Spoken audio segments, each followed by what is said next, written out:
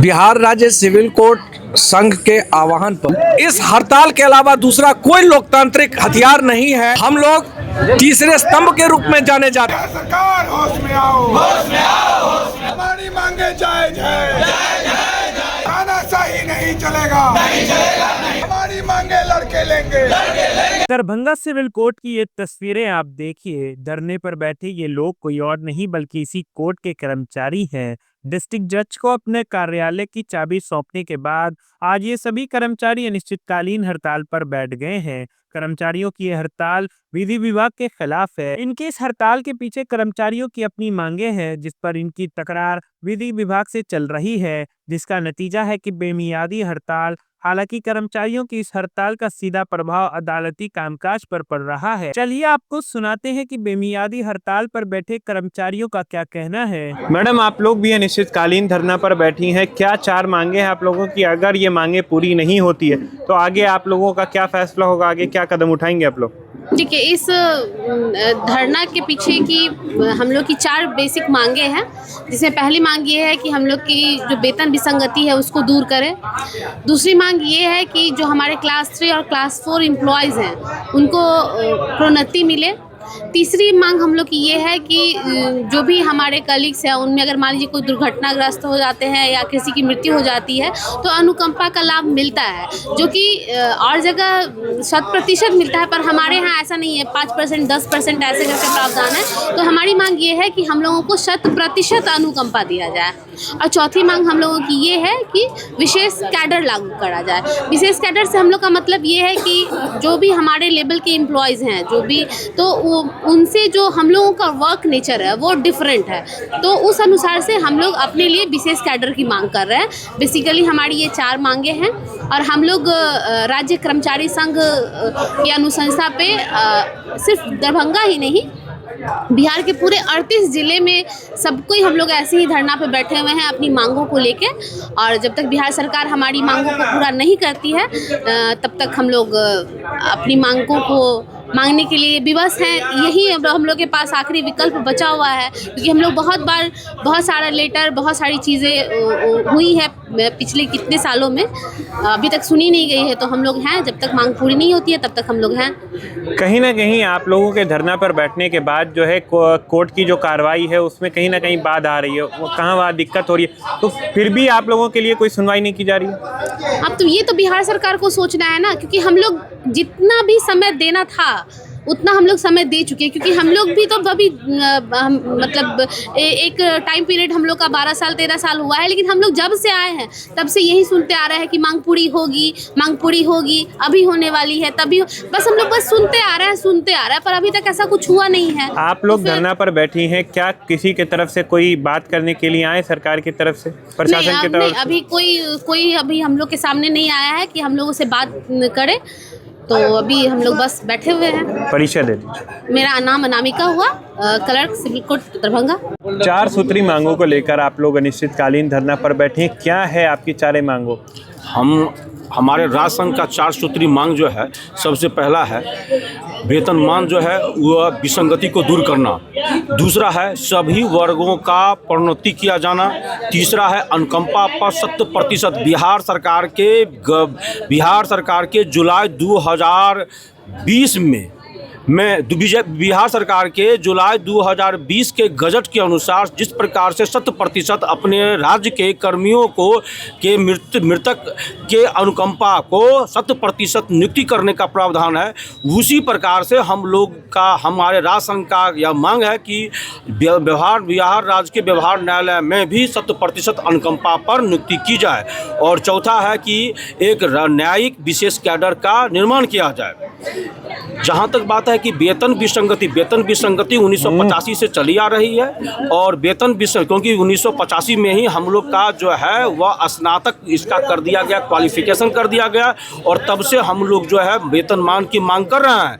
जैसा कि बिहार राज्य के अंतर्गत बिहार सरकार अपने यहाँ स्नातक पर किसी भी प्रकार के क्लर्क के नके पद नाम पर कोई भी किसी भी प्रकार की भर्ती नहीं करती है। क्लर्क पर भर्ती केवल 19वां ग्रेड पर की जाती है, जिसका क्वालिफिकेशन इंटरमीडिएट होता है।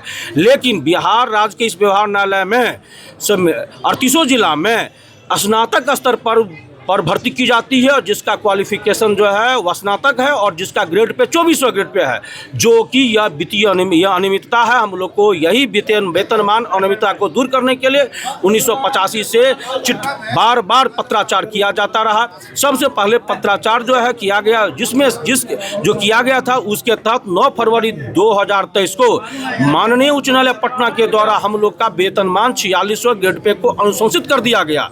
पुनः उसका बिहार सरकार के वित्त विभाग से वह उसको वापस कर दिया गया कि यह सही नहीं है, और यह 11 जुलाई 2023 को वापस कर दिया गया। पुनः 17 जुलाई 2023 को वह उसको ठीक करके वापस कर दिया, ठीक करके भेजा गया।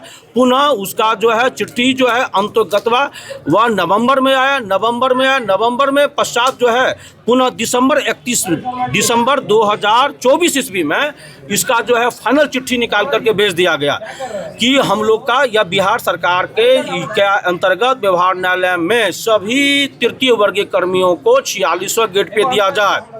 उस चिट्ठी का अंतर्गतवा यही हाल हुआ कि 20 दिसंबर 2024 ईस्वी को बिहार सरकार ने स्वकारण आदेश के तहत हम लोग के सारी मांग को समाप्त कर दिया गया, और यह कह दिया कि आप लोग को जो दिया जा रहा है वह अत्यधिक ही दिया जा रहा है, इसीलिए आप लोग का जो है कैडर जो है वह कलेक्ट्रेट कैडर है, मुंसिफ कलेक्ट्रेट कैडर है, जिसके तहत इससे ऊपर नहीं दिया सकता है।